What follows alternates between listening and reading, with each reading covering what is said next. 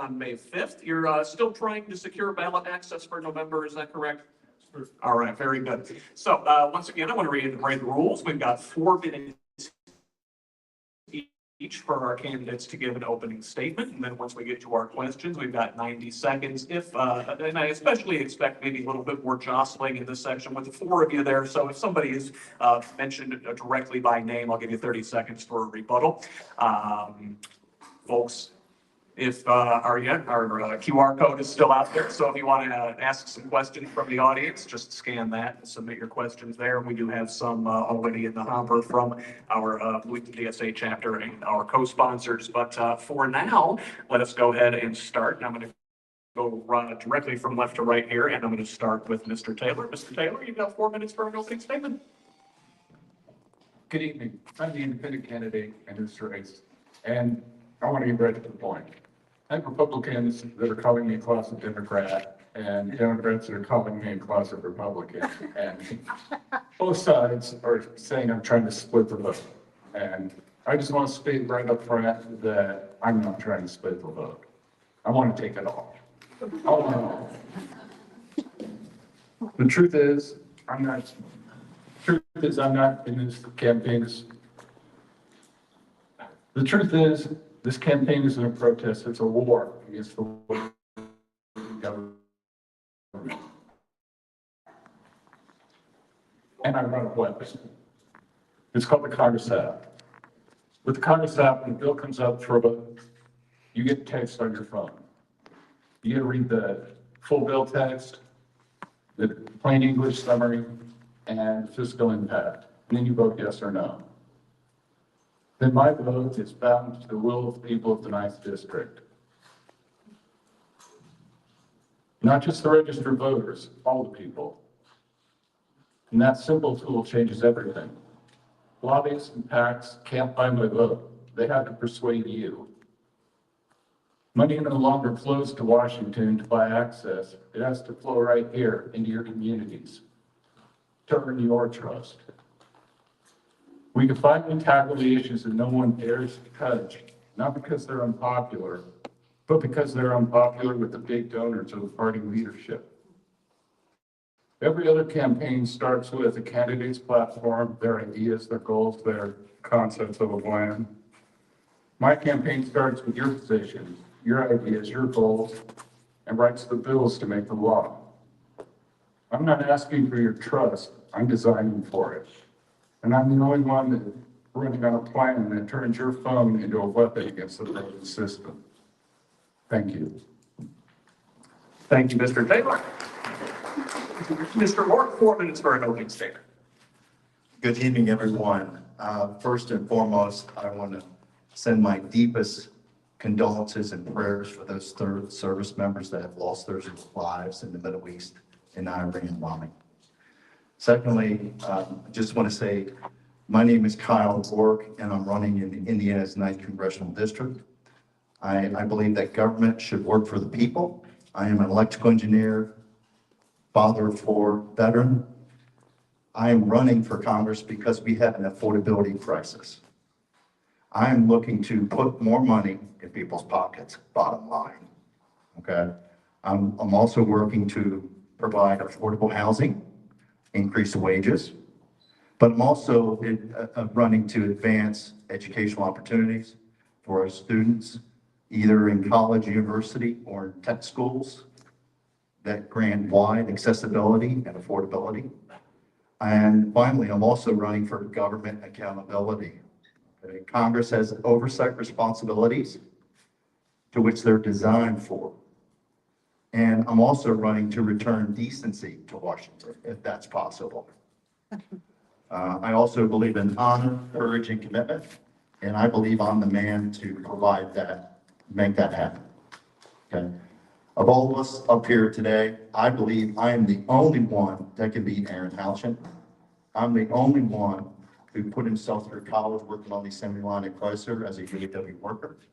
And I'm the only one who swore an oath to preserve, protect, and defend the Constitution of the United States against all enemies, foreign and domestic. So I appreciate your vote and your support tonight. Thank you. Thank you, Mr. Roark. Dr. Peck, yeah, you may take up to 4 minutes for an opening statement. Thank you, Scott. I appreciate it. Thank you to the DSA. Thank you to all the co-sponsors, to my competitors here tonight. I appreciate it, to the audience. My name is Dr. Tim Peck. I am an emergency physician down in rural southern Indiana. My father was a Vietnam veteran who came home and dedicated his life to building the first homeless shelter for veterans in the United States, and that's how I grew up. I became a chief resident as a physician in emergency medicine at Harvard Med School and left to live in a nursing home for 3 months. And there, I learned everything I could about that world in order to bring them a new care model, which was telemedicine, before telemedicine was a reality. That turned into a very large physician practice in which we treated hundreds of thousands of patients across the country. And we saved Medicare and taxpayers $100 million. And what that did is lead me to DC. And there I became a leader of a bipartisan coalition that got Congress to pass multiple bills and make telemedicine a reality right before the pandemic, saving the lives of millions of people. So now I live on a farm with my wife and my son, and treating my rural neighbors. So I wanted to quickly tell you about what I've been thinking about, which is Alex Preddy, and what it means to have border control and ICE on our streets. And that, you know, for ICE to act constitutionally, it does not need to sow unnecessary terror. It needs to be dedicated to the honor of the Constitution, the nation, its people, and definitely not its parties, not its leaders' whims or late night tweets, and not its billionaires putting its money into their pockets, or politicians' pockets. And so reflecting on Alex's death, it reminds me of the people I see in the emergency department who just want to be safe. They just want to feel seen. They just want to get home to the people they love, just like Alex did right before he had pepper spray in his face, 5 men on his back, one with his own gun in their hand, and right before 11 bullets were put into his body. Alex's death shows us that what's happening in America is not working today. We need a new way forward. Isn't it exhausting to live this way? Does anyone actually like being this way? Is this the America that you all dreamed of? We have to stop putting our energy into hate and otherness and redirect it into patience and curiosity and community. And if our leaders aren't willing to do that, then let's do that ourselves. Because after we hold power to account, and we will, the next step will be the hard work of bringing people together, of lifting up the safety glass of social media, taking down the cage of 24-hour news networks, and making a democracy that works for all of us. The opportunity of this election is not about politics.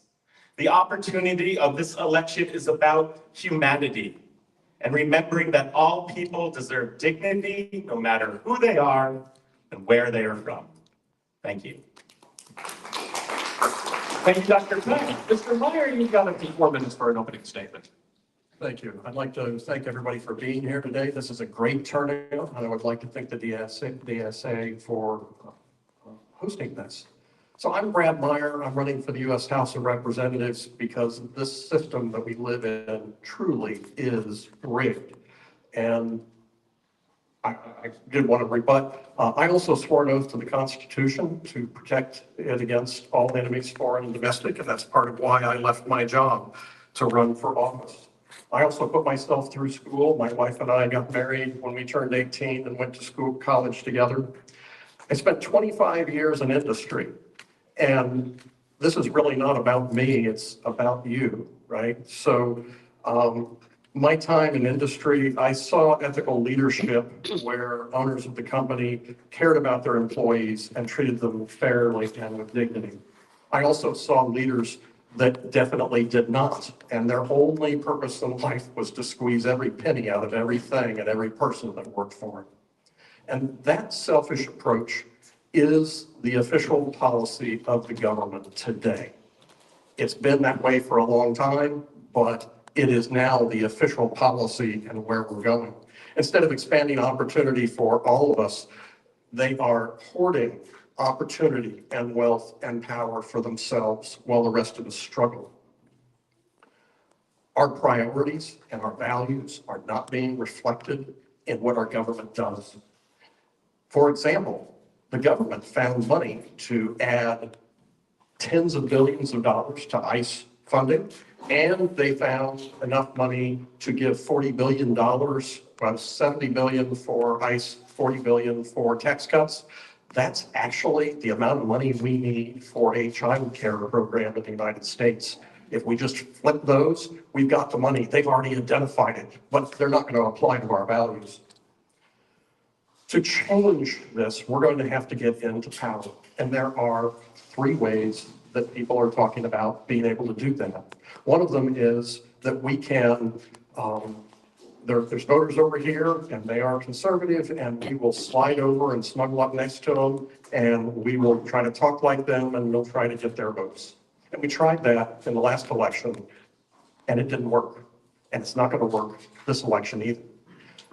The second strategy that's being discussed is that we need to be more middle of the road, more reasonable. And that's not going to work either. The fact is that the middle of the road isn't a policy, it's just a place to get run over. I say that we have given too much ground now as it is, and we need to stand up for our democratic principles and what we believe in and start fighting for what we need as a country. People want leadership that delivers. They want things that are going to improve their lives.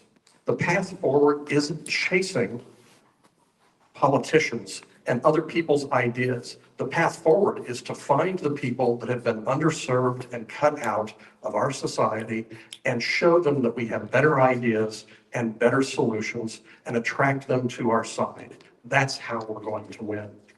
If we want them to show up at the ballot box, we have to show up for them first with policies that make a difference. I'm fighting for universal, nonprofit, single-payer health care because no one should go broke just trying to stay alive.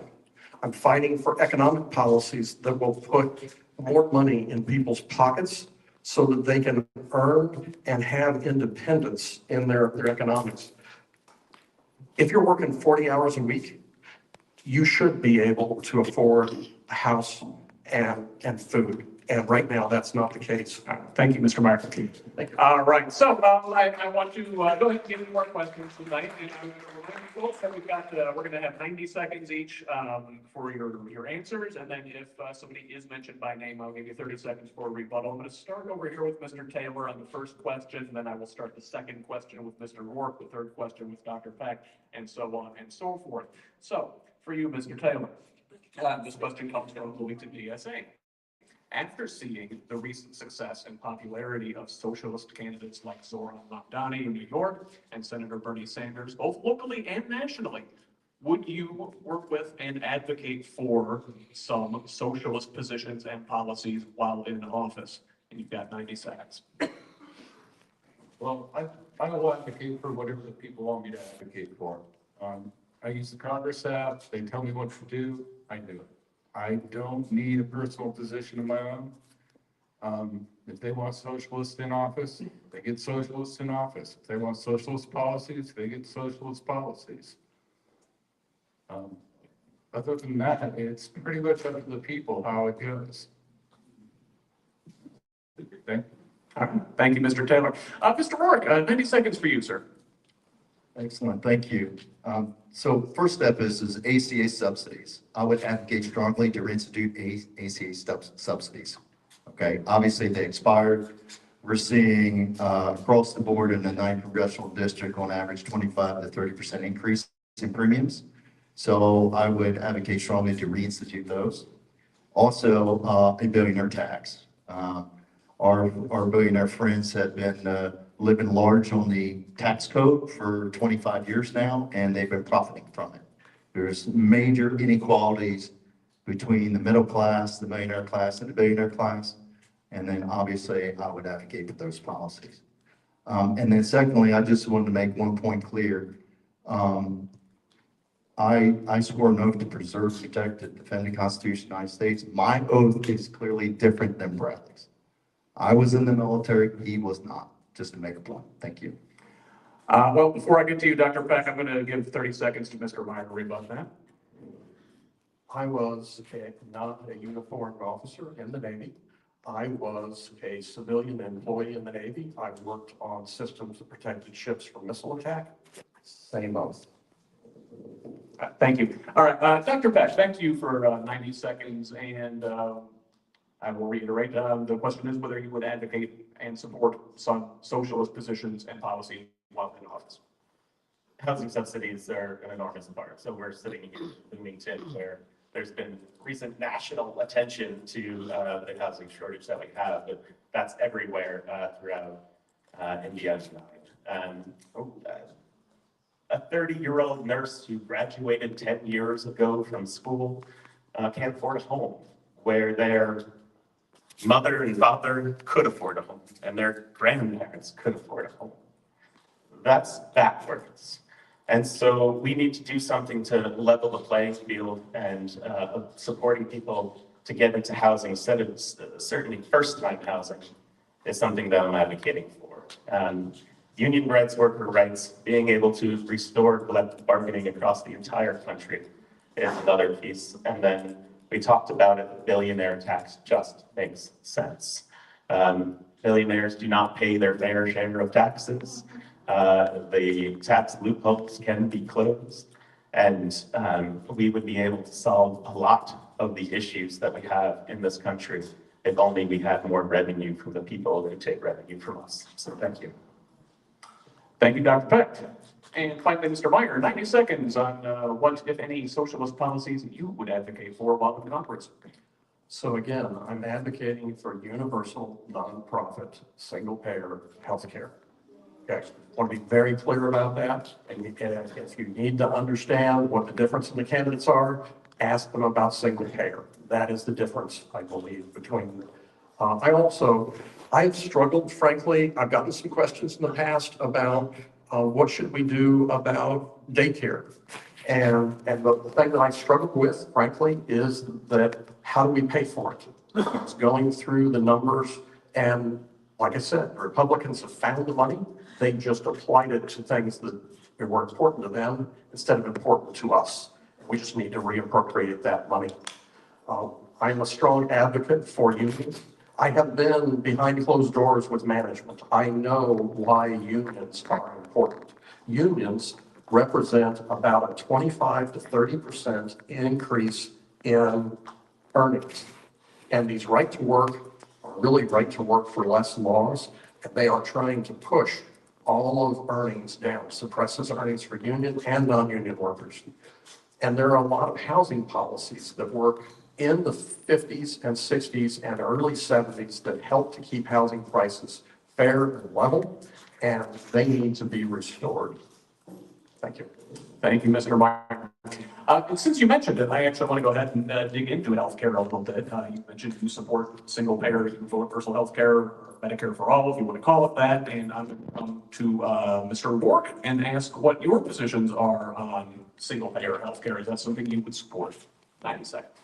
So my position is, I'm in favor of private healthcare, but with the ability for universal healthcare as a supplement for those low-income families of 250% above the poverty line, which on average is about 78,000.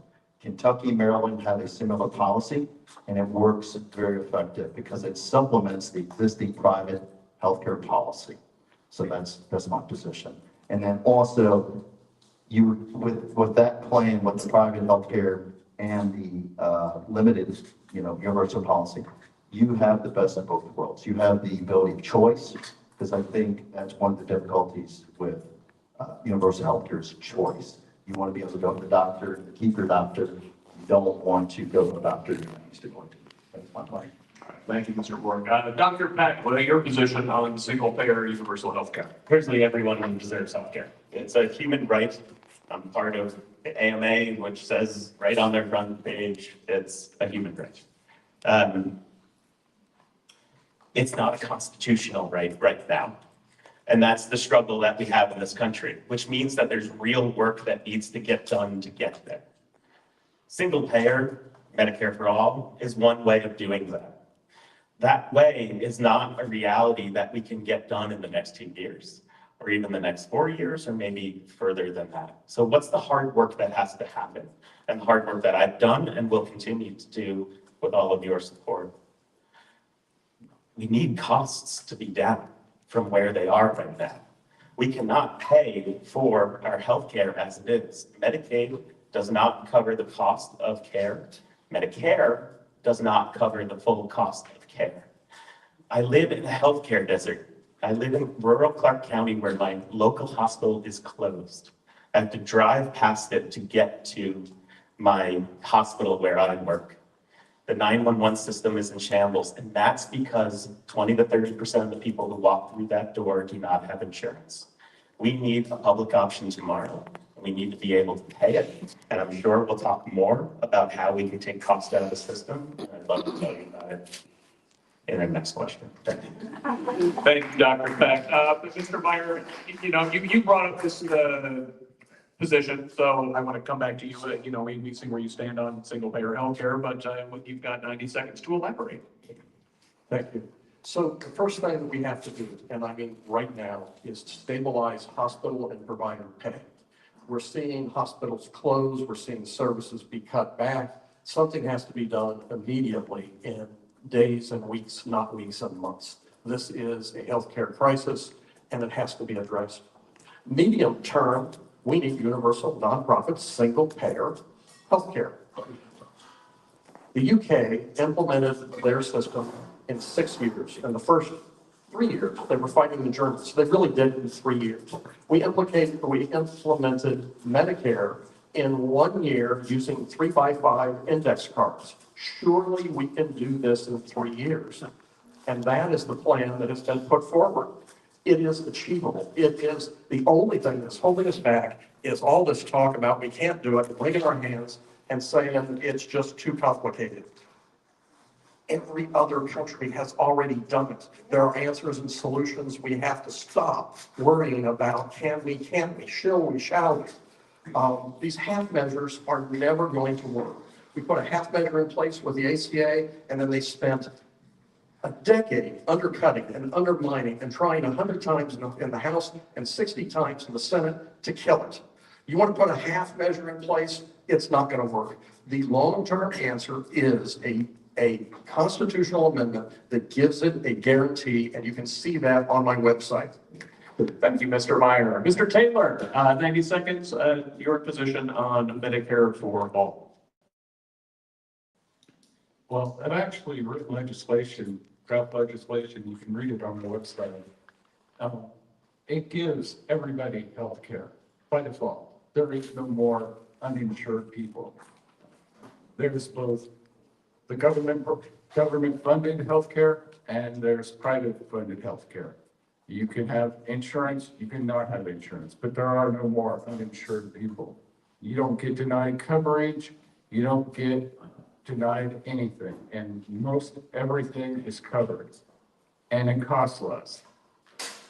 I mean, it costs less than the ACA, and it is easy to do. I mean, the legislation was simple. I wrote it, it's there, it works, the financial breakdown's on my website. You can go to read the bill today, and it's a solution to the problem. Thank you, Mr. Taylor. So I want to come to Dr. Peck to begin this next segment. And this is a question from Bloomington DSA, and it is about Israel. And it's a very sticky subject for many folks. So given that the U.S. was an active participant and enabler of Israel's genocide in Gaza, many Americans, DSA especially, are in favor of ending all military, political, and economic support to Israel in response to its flagrant violations of international law. However, most congressional Democrats in Washington are wildly out of step with the American public and the international consensus and pledge unconditional support to Israel. What are your views on Israel? Have they shifted during the genocide of the Palestinians? How do you plan to fight back against the establishment and work toward ending our participation in genocide and apartheid? And can you even agree with the statements that I just mentioned, that Israel is committing genocide and is an apartheid state? That's a lot, but you got 90 seconds. Thank you. We're laughing, but this is not a laughing matter. People are dying. Innocent people have died and will continue to die because we're giving weapons to an ally that is not using them responsibly. We need to hold them accountable. We have the purse strings. We have the weapons ourselves. And we need Israel as a partner, but we don't need a partner that indiscriminately sends bombs into children. And so we have the power to say, we're not giving you weapons unless you use those weapons responsibly. And that includes in Iran as well, with what we've just seen. Words matter to many people, and genocide, I know, is a word that matters to many people in this room as DSA members and as Americans. And I do believe that the definition of genocide, of some people's definition of genocide, has been met by Israel's actions. And I do believe that we'll see an international court that we are in play right now with Israel tell us if this truly is genocide or not. And we'll go with what they say if this is if it's a fair trial, which I'm sure it will be. And so, yes, I'm willing to say the word genocide. And thank you for this question, because it's extremely important. Thank you, Dr. Peck. Mr. Meyer, 90 seconds. So the videos and the pictures of what's happening in Palestine is just gut-wrenching. And we, the United States, our position needs to be that there needs to be a long-term durable peace. And the only way that I believe that is possible is with a two-state solution. And we need to be advocating and pushing for a two-state solution. And we need to be working to bring our ally Israel to the table on that. And we need to be very thoughtful about what support we're giving to Israel. And Biden actually tried to pull back a little bit of support, and even a very small pullback of support to try to bring our allies to get their attention, was wildly unpopular. In some cases because people felt that it was too weak, and in other people that anything except 100% support for Israel is not acceptable. We have to act in our interest and in alignment with our values, and we really need to be applying pressure to Israel. Thank you. Thank you, Mr. Meyer. Mr. Taylor, we get 90 seconds on your thoughts on Israel and whether it committed a genocide and is an apartheid state. Well, this is one of the things that I would put up for the Congress at, and I would do something like this. Everybody in this room who believes that it's an apartheid state and we should end our relationship with it, raise your hand. Okay, the Congress Act says that I think it's an apartheid state and we should end our relationship with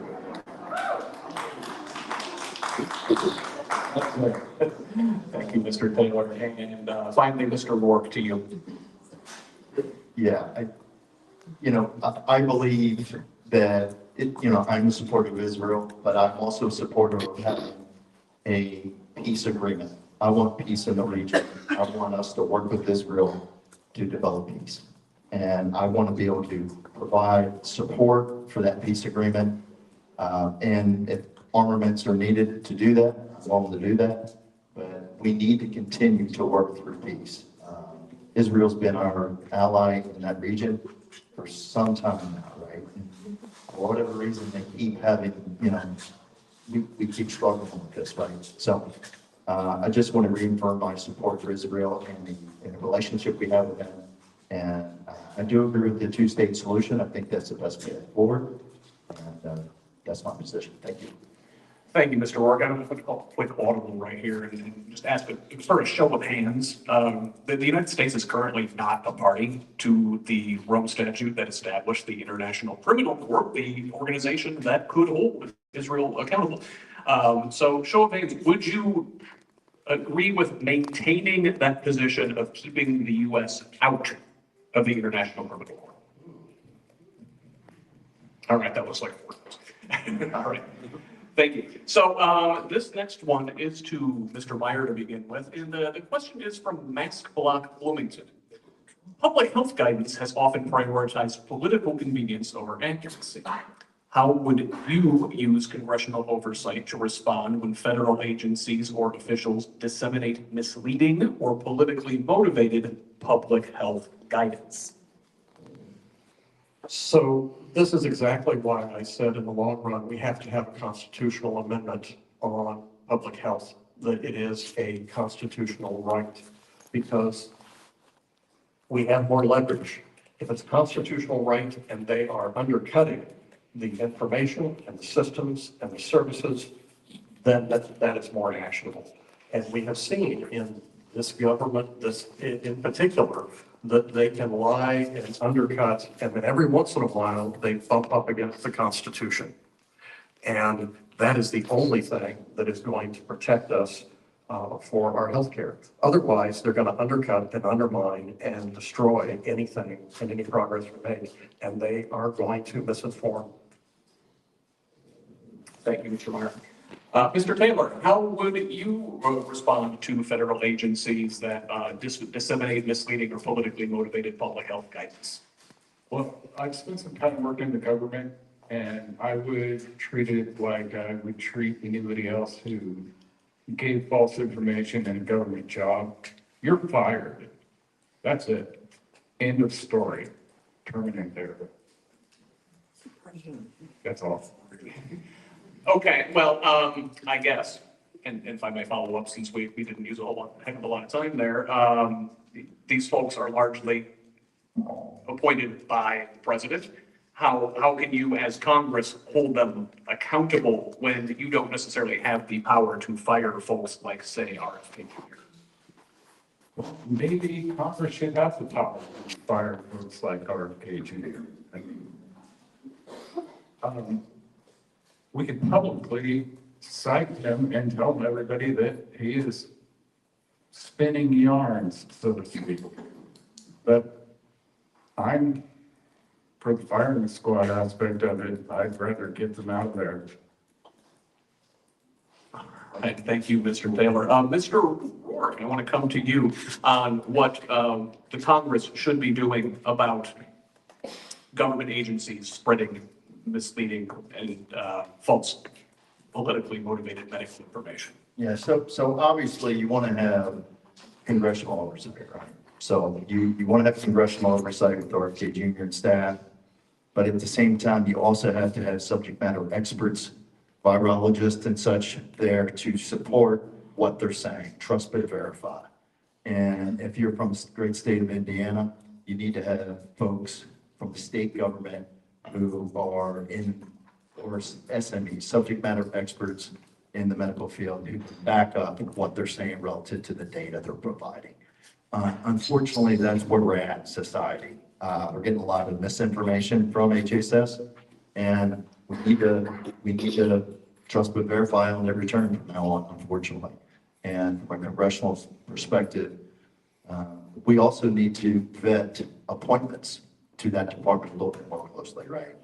We vetted RFK Jr., but we also need to vet the undersecretary and all the respective appointments and making sure that they're not misinformation type folks, right? That we have doctors who verify data that is accurate and it can be trusted.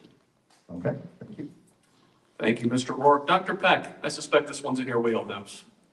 Yes, the government does not belong in my exam room. And that comes to women's rights, that comes to trans rights, that comes to anybody's rights. And the way that we've done public health for so long is that the academic societies that I'm a member of put together guidelines, and then the government has these in-betweens of people who are physicians and scientists and public health experts that are hired by the government to make up national guidelines to follow, of which when I don't know what to do, I go onto the national guidelines and I look at them. Now when I look at them, I go, well, I'm not doing that. And so what I do is go back to the academic societies that put these guidelines together. And that's what we're doing as a physician community right now. And that should be the way, actually, when you think about it, for all of our medical decisions. Medical decisions are between the physician or provider, between their patient, especially a woman in some situation making an impossible choice, and their family and their faith. The government has no role in that. Thank you, Dr. Peck. So, I'm going to start this next one. I think we're back to Mr. Taylor here. So this question comes from the Monroe County Education Association. Indiana has experienced a shortage of qualified teachers, especially in the STEM fields, for many years now. This situation has been especially difficult for rural districts and for districts in less affluent areas. What can you do from Washington that would improve this situation? Well, I actually wrote a bill to improve, it's an education reform bill. I call it Make America Smart Again. And it funds teachers, rural classrooms, rural education. It funds, makes sure that everybody has the same funding, gets the same education, gets quality education, and gets it on the government's dime. I mean, nobody should have to fight for education. And that's just the bottom line. Thank you, Mr. Taylor. Mr. Roark, what can Washington do to stem this, tide of teachers, especially STEM teachers, flowing out of Indiana, or just getting folks in here in the first place? Pay them more. It's that simple. I mean, the reality is, right, you got folks, chemists, engineers, electrical engineers, mathematics, right? Most of the facts, math folks, they go into actuarial sciences, not most, but some. You got engineers, you got chemists, they all make well over 100,000 a year. You're not going to get some of those folks into the classroom to ask them to take a $60,000 pay cut, $50,000 pay cut. It's just not going to happen. But they're some of the brightest people I know. So what we have to do is simply pay them more. Maybe they get a designation, right? They have their degree.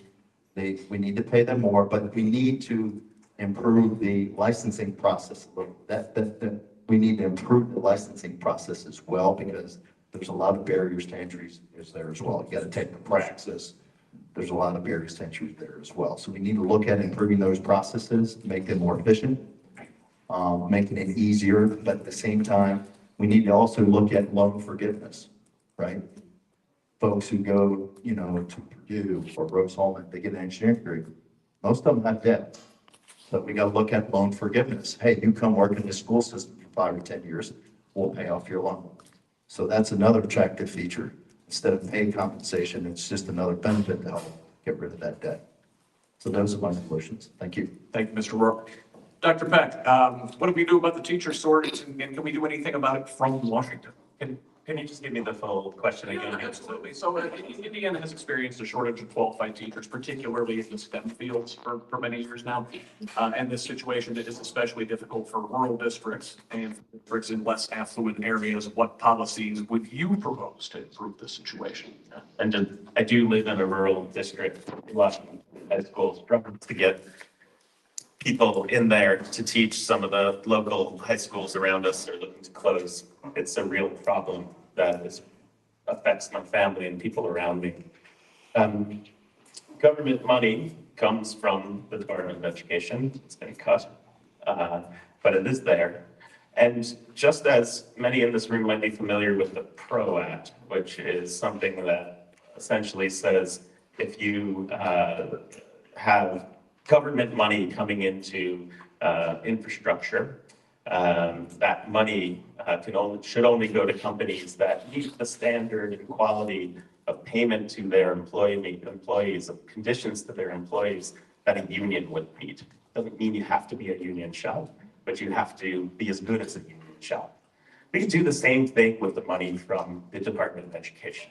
We're not giving you the money until you, as a district, as a state, get your payment rates up and start to pay people what they're actually worth. In the very short amount of time I have, I think that as well, schooling for teachers should be next to free, if not free, and we can fund that. Thank you.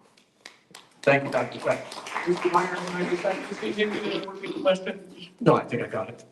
So the question included the caveat, what would you do from the federal position? And the vast majority of policy, like 90 to 95% of policy, actually comes from the state. So there's a lot of things that can be and should be done from the state, and paying the teachers more is something that's going to have to be addressed at the state level. And the way we currently fund that is not going to be popular. That's a state problem that has to be addressed. Teaching is a very difficult job. About 50% of people that start out in teaching leave, I think, within the first 5 years. So there's a lot of retention problems that also need to be addressed through the state. But one of the issues that we have when you talk about what can the federal government do, the role of the federal government constitutionally is limited. And the Department of Education, one of their primary responsibilities that they are able to support is by giving good information about what's really happening in school effectiveness. So when local politicians want to privatize the state schools and it's not working well, the only way they can do that is by gutting the Department of Education, so you won't have an independent review of what's really going on in your school systems. And then you have to go to them, and of course, they're going to tell you it's working, right? So the gutting of the Department of Education is a serious problem, and it needs to be refunded. Thank you. Thank you, Mr. Meyer. A couple of you mentioned student loans sort of in passing during your last answer, and yeah, I want to follow up and stay on this education question in that regard. You know, during former President Biden's administration, he attempted to forgive vast amounts of student loans, ran into some problems with the Supreme Court. I think many of us as socialists don't even believe that such a thing as student loans should exist, and we should have universally funded higher education as well. So I want to start with Mr. Roark and get you to elaborate a little bit on your stance on how we should be paying for higher education as a society. I tend to believe I got a student loan when I went to college, low interest student loan. It helped me through college. I still believe student loans. I think it really needs with how things changed in the last 30 to 40 years. I think student loans need to be pared back relative to what filters you're going into. AI has changed the landscape quite a bit. And so folks who actually want to go into school for, let's say, for example, a music degree versus folks who want to go into school for electrical engineering. So obviously those outcomes are going to are grossly different in terms of incomes. So they need to be commensurate with the plausibility of outcomes relative to employment, right? So it's well known if you go into and you get a computer science degree versus an engineering degree, you're going to make a lot more money coming out of college, right? So therefore, you should have a higher likelihood, or those loan terms should be much better. If you're pursuing a degree has lower income, maybe you need to reconsider, that loan because it's not going to pay off, right? It's not going to pay back. So that's kind of my position. But in critical need areas, I will say this, in critical need areas. So obviously we talked about doctor shortage. We also talked about skilled trades. We need to really consider free education for those fields that are critical need.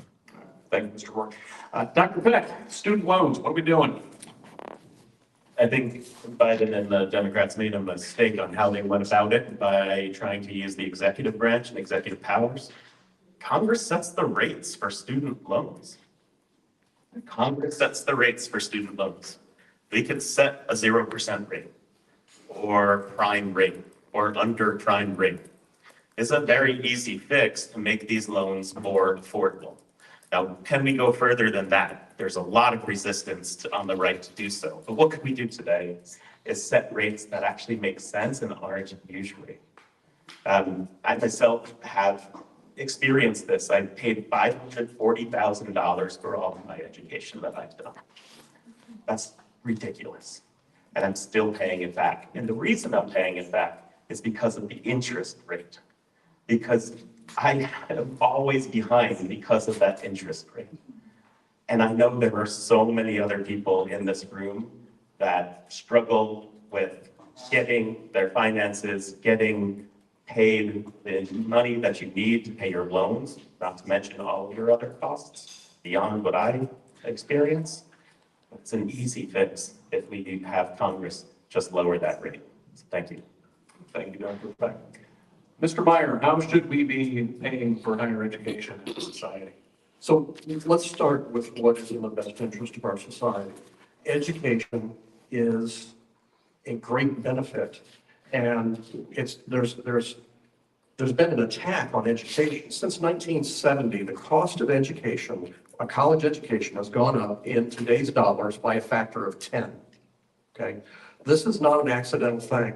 This is an intentional attempt to restore what we had in the quote-unquote good old days when education was for the wealthy. And we've got to get past that. We've got to look past, how do we take around the edges and how do we minimize, the interest rate and say, what do we want as a society? What is in the best interest of society? We need to start funding education like we fund roads and bridges and water treatment plants. It is a core part of our future and our infrastructure. And one of the struggles that people have is that when you get into college, some people get into college, they go for a year, they struggle, they end up with debt, and then they carry that debt and they get out and then they have the debt and they don't have the benefit of the education, right? So the first year of college education for qualified people should be free, okay? And then we need to restore, at the state level, the state has cut from about 75 to 80% of the funding that used to be for the universities. It's now down to like 30%. This is why we have to have loans, because the states and the government's not paying for education like it used to. Thank you, Mr. Meyer. Mr. Taylor, I believe that you are the last one on the student loan question. Well, when I get a student loan, it was like an $800 student loan for books. I paid on it for 5 years. Okay, that is not acceptable. Beyond that, I've written an education reform bill. It doesn't address higher education, but I'm gonna pull the Congress app trick and say, how many people here believe us that I should write a bill that makes higher education free? Looks like we got a majority. I think I can write a bill that will make higher education free for all the people who want it. I'll write it tomorrow. All right, thank you, Mr. Taylor. So I believe we start this next section with Dr. Peck, and this question comes from Bloomington DSA. So a recent Marist poll showed that 65% of Americans believe that ICE has gone too far, and there have been recent calls to abolish ICE. Do you believe immigration and customs enforcement can be reformed, or must it be abolished? What are your thoughts? You've got 90 seconds. I think it can be reformed, and it's going to need a lot of reform. The first piece is to restore funding to Homeland Security, to ICE, to pre-Trump levels. That's easy. We just infused so much cash into ICE, and what are they going to do with it? They have to spend it.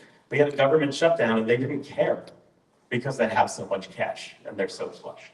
So we need to go back to that. Second is fire Christy Nome, and I don't know if anyone else is looking at their phones. Looks like she might be getting fired. She already got fired. Raise your fist for that. And then thirdly is to make ICE work like any other police force that we have in this country, which means body cameras, which means no masks, which means just the basic pieces of law enforcement, such as training that puts you out on the street in a responsible way, but even more so, making it so that you can have, that you need a warrant to actually arrest and detain citizens, residents, and otherwise. So, thank you. Thank you, Dr. Peck. Mr. Meyer, I suspect most of us are going to agree that it's going to take more than deposing Ms. Noam to reform that organization. What do you think we should do with ICE? So expressions of outrage for good and pretty are justified. But the hard work that we have to do in Congress is to actually fix the problem instead of tinkering around the edges. And the core problem is that we have a logjam in what we're going to do about immigration. And I have a detailed description of what I think needs to be done with immigration. I think we need to reframe it around economics, and we need to dramatically increase legal immigration into the United States. This is the reason that we have the illegal immigration, because we make it so doggone hard to get the workers into the country that we need. It dehumanizes them, and it's disrespectful to them, and it depresses wages for all of us. We have to fix the root problem, and the root problem is that we don't have a good immigration policy that even serves our own interests. The other problem is that we have an administration that wants to use brutality to force a change. And if we get rid of ICE, if we waved a magic wand, and ICE was gone tomorrow, they'd move that work to the FBI. We have to get in Congress, we have to hold them accountable, we have to push back, and we have to stop this brutality. Their policy, the only way to be able to implement it is through ever increasing brutality. They are not done with violence in the streets. They're going to switch people out, but they're not done. Thank you, Mr. Meyer. Mr. Taylor, about my place, yay or nay? Kind of both. ICE used to be a nice, friendly little unit of people wearing windbreakers and carrying badges, and not the stormtroopers we see today. And there's no reason we can't return to that. But ICE should be a subset of INS. There's no reason for ICE to be out on the street unless they get a complaint from INS or the FBI. That's it. Reform them completely, but I don't think you'll ever be able to get rid of them. All right, thank you, Mr. Taylor. Mr. Roark, finally to you on the ICE question. What should we do with this organization? So I do not agree that we need to abolish ICE. I think that would be the wrong move, because we do have to remember ICE was developed post 9/11. Okay, they do a lot of good work to get a lot of scary people out of this country. However, I do agree they're out of control, right? They're acting like a paramilitary organization. They're not doing the right things, right? Take the mask off, body cams, judicial signed search warrants. And then we also need to look at recruiting standards. What folks are going into that organization? You know, what background checks have been done? Have they been thoroughly vetted? One positive step is they got rid of Christie. You know, that's a good move. That's about time. I kind of echo what Tim just said. I don't think that's going to change their posture, the way they do things. Going forward, as a congressional rep, we need to hold hearings to basically make sure that everybody coming into DHS is held accountable and they're thoroughly vetted. And we need to understand how they operate, change the way they do things in terms of investigative tactics, techniques, and procedures, and making sure they're doing the right thing by the American people. Thank you. Thank you, Mr. Roark. This next question, we're going to start with Mr. Meyer. And, you know, we've seen this authoritarian regime, and authoritarianism thrives on always having an enemy, having an other, and immigrants that community has certainly been one of the targets of the administration's ire. The trans community has been another target. What will you do to prevent further harm to our trans neighbors and to protect your constituents from attacks like those in Kansas, where they've recently invalidated every gender-affirming driver's license that has been issued over the last several years and made them invalid, effective immediately, or, for example, threats to medical care? How are you going to protect some of our most vulnerable Americans? 90 seconds.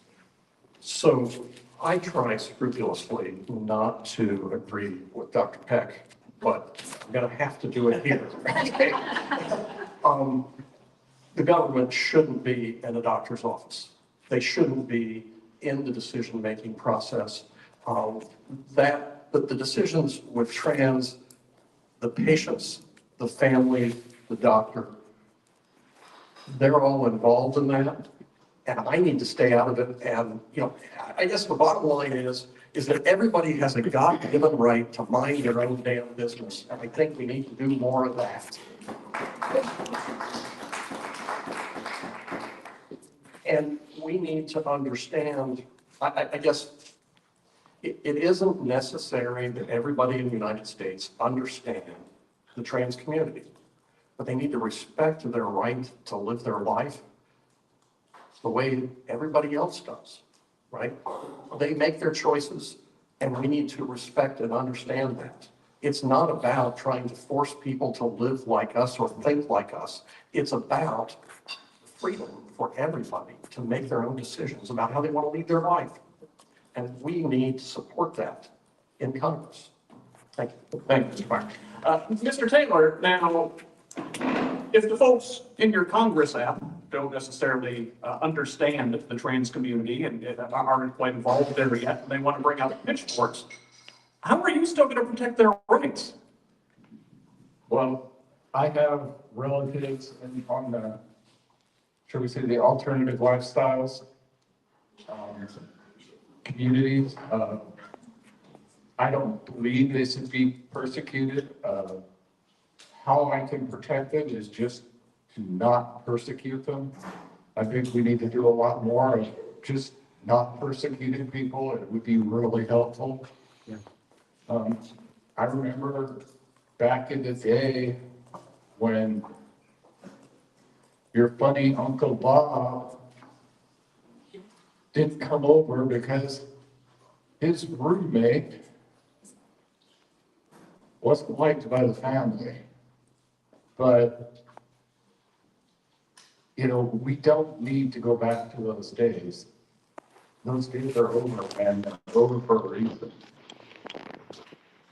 And yeah, I don't know what to do. I don't have a good answer for it, but just no bigotry, be nice. Thank you, Mr. Taylor. Mr. Roark, from Washington, what can you do to protect our trans friends and neighbors? So just a point of clarity, are we talking for trans under 18 or over 18? Well, maybe you can elaborate. Okay.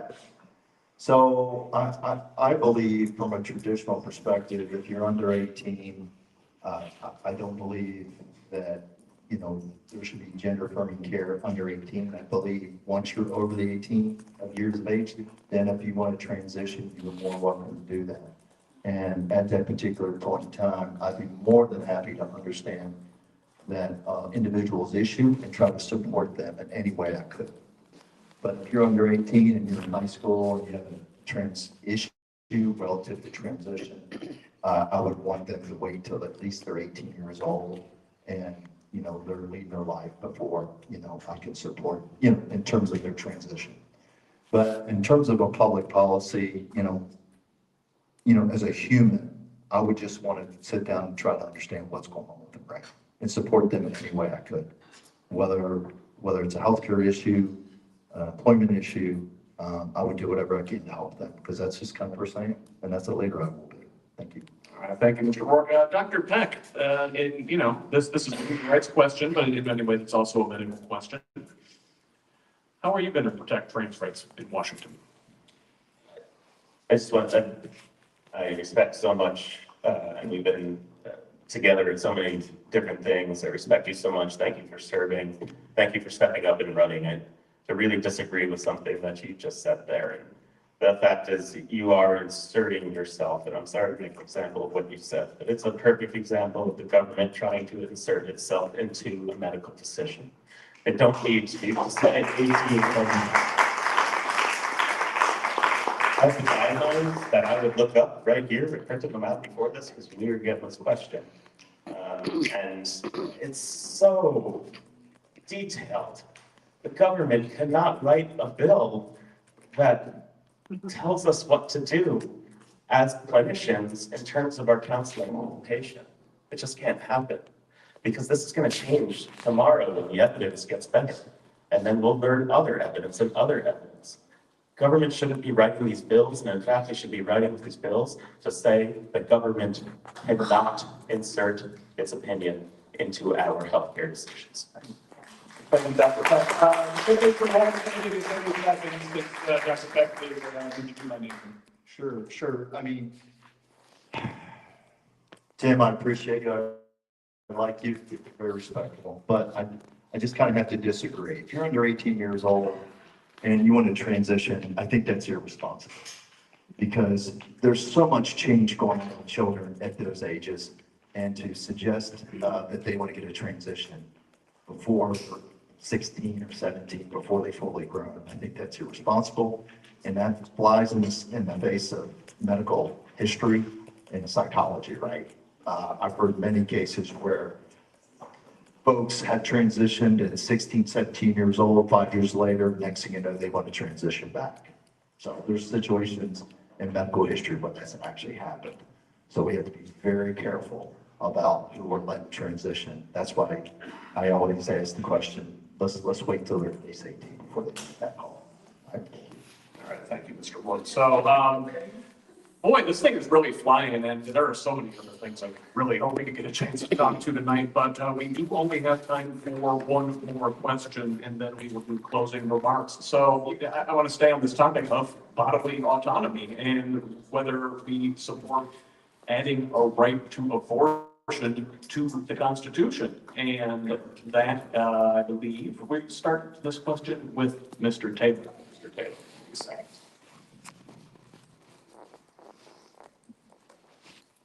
Adding it to the Constitution, I don't know. It's a healthcare thing. It's not a government thing. Government shouldn't be involved in it at all. It's a medical decision, and I would leave the medical decisions to medical professionals. I'm not one. I'm not a woman. I'm not a doctor, and I'm not a god. So I'm pretty much unqualified to answer that question. Thank you, Mr. Taylor. Mr. Roark, should we enshrine a person's right to their own body in the Constitution of the United States? So, I'm a supporter of Roe, reinstating Roe. With that, obviously we have to get that work done, right? You need 67 votes, right? 2/3 of vote in the Senate and the House, so it's going to be a tall order. But I believe with those votes, I think you can do it, and I would support that endeavor. Thank you. Thank you, Mr. Roark. Dr. Peck. I've treated a lot of women who've been raped. I've treated girls who've been raped this week. And when giving my counsel, I never once thought about what the government had to say until recently. And I still don't accept what they have to say. Again, the government does not belong in my example. In Kentucky, you have to sign a death certificate when you have a miscarriage. There are 67 votes we need to change this whole thing. But there are issues like that that occur that we can make laws tomorrow if we don't have the 67 votes. If we educate the public, say how terrible that is to do to a woman and their family. And so we can make strides today while we get those 67 votes to make the change that we need. Thank you. Thank you, Dr. Peck. Mr. Meyer? So I think that the assertion that we need 67 votes is overly optimistic. If you look at what the Supreme Court did, they explicitly said that this has to go back to the states. They've explicitly worded it in a way that they have tried to intentionally deal out the federal government to keep it at the state level, to keep it fractured, to keep us broken. The only way that we will be able to overcome this and end it is a constitutional amendment. I have a draft, which is actually very long, of a constitutional amendment for universal health care, and it should be included in that. Yes, we need a constitutional amendment, or we're going to be fighting over this forever. And Roe v. Wade, I think, should be restored, but the way they did it, it's going to be very hard. Thank you. Thank you, Mr. Meyer. So I do believe we have to be wrapping up, but I want to give everybody an opportunity to make closing statements, and I will give you up to 90 seconds. And because we started with Mr. Taylor, I'm going to start closing statements with Mr. Roark. Mr. Roark, 90 seconds to you, sir. Well, good evening, everyone. Thanks, DSA, for giving me an opportunity to speak here this evening. I appreciate the time. I just wanted to say, you know, I'm a former UAW assembly line worker, put myself through college with little or no help. I went in the Navy, spent 11 years in the Navy. And the reason why I say those things is I believe I bring to the race crossover appeal, right? Those independent, those disenfranchised Republicans who we desperately need to win. Because remember, this is about winning. If we keep doing what we've always done, we're going to lose. It's that simple. And I really believe we kind of have to change things a little.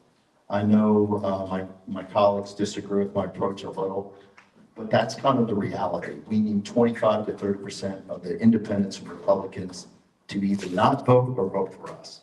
And I truly believe that's the path forward. And I just wanted to say, I appreciate your time, appreciate the opportunity to have this debate tonight. Please look me up on https://KeilRoark.com. And also, please remember to vote. May 5th. Thank you. Thank you, Mr. Roark. Dr. Peck, closing statements from you. Yeah, thank you, everybody. Thank you, Scott. This has been great. We have 7 more on the books, 6 more on the books, and we'll probably have more put on there, and there'll be a lot more discussion.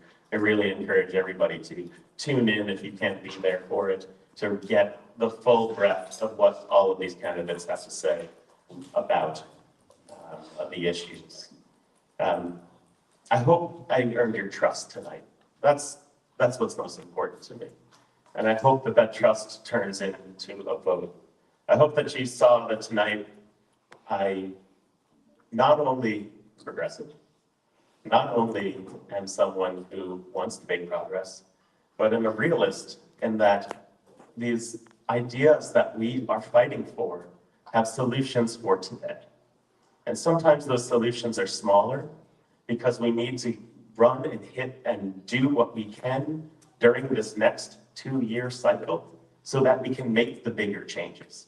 And if we get to the point where we can make the bigger changes, great. I think my colleague, Brad, to my left, has said things like we need to make education free, we need to pass constitutional amendments. But today's solution, I hope in the next 6 sessions that we'll get more down to talking about what we do today. And I hope that I gave you a flavor of that as well. Thank you all for your trust. And please vote May 5th, but also in November. We need a big turnout from Democrats. Thank you. Thank you, Dr. Peck. Mr. Meyer, closing statements from you. You've got 90 seconds. So I'd like to thank everybody again for being here. The first thing that I did publicly was a couple of universal health care forums because that was important. it wasn't meet and greets, and it wasn't fundraising. And then the next thing I did was an ICE protest at Camp Atterbury last August that had about 550 people there, because I am more activist and we need to stand up and speak out. You know, I've been listening a lot to the app, and there's a couple things that came to mind. I don't have any strong feelings, frankly, about the legalization of cannabis. And I decided that I would leave it up to the people of the district. And it's popular, and I'm for universal, I'm for legalization of cannabis. But we do need to be careful that, you know, it was popular opinion in California that actually destroyed their education system or undercut their education system. And it was popular opinion in Germany that led to the Nazis. So we need to have leaders that have responsibility and some sense of what they want to do. I know we need crossover, but, you know, I am a practical problem-solving person. This is what I'm about, is solving problems. Okay, and I know that there is short term, but if we don't start with where we want, sorry, that's yours, where we want to be, we're never going to get there. We have to we have to screw our courage to the sticking place and say, this is where we're going, and this session, we're going to try to get this piece of it. Thank you. Thank you, Mr. Meyer.